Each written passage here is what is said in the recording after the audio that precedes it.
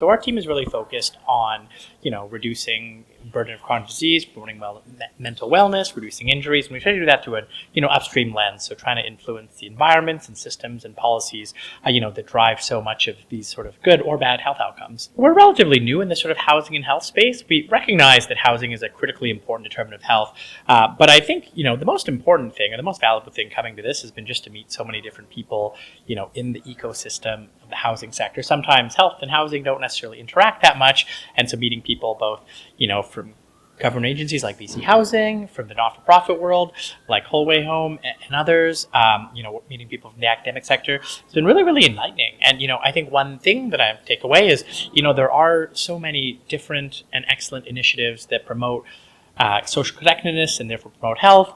But, the big question I think is really how do we, scale these things up? How do we show the value, in my case, to the healthcare system to really drive their sort of continued growth and expansion? And I think we know that being lonely or being isolated is associated with a whole range of bad health outcomes, whether it's sort of burden of heart disease, cardiovascular disease, burden of diabetes, cancers, and of course mental health and well-being. And people definitely will, there's so much evidence showing that people who are isolated die more commonly than people who aren't, which is, why it's so important that there are initiatives and groups trying to support people who are isolated and to sort of break those, those islands of loneliness and isolation. And I think it's really working with partners who sort of have, clear roles in what they do, right? And so our role at the BC CDC really is to, I think, do population level health monitoring to sort of, assess, for example, what percentage of British Columbians are isolated, what percent of British Columbians, live in high quality or not so high quality housing,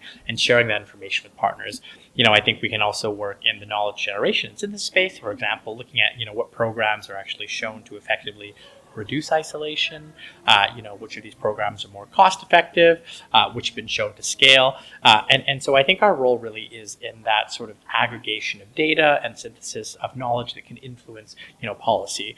The partnerships are key because, we're not going to be the ones that sort of go out there and work directly with people that are isolated or that are lonely. And there's so many good work happening with organizations in that space. And so I think being able to work in partnership in concert with other partners who sort of occupy different roles in the ecosystem is absolutely critical. I think from our perspective, because we're relatively sort of new in the game, so to speak. I think, think of the BC CDC when it comes to sort of issues that are social determinants or housing or mental well-being related. I think we're probably known for doing things like COVID and measles, and we certainly do a lot of that stuff. But we also work a lot in upstream determinants of health and mental well-being. So, think of us, reach out to us.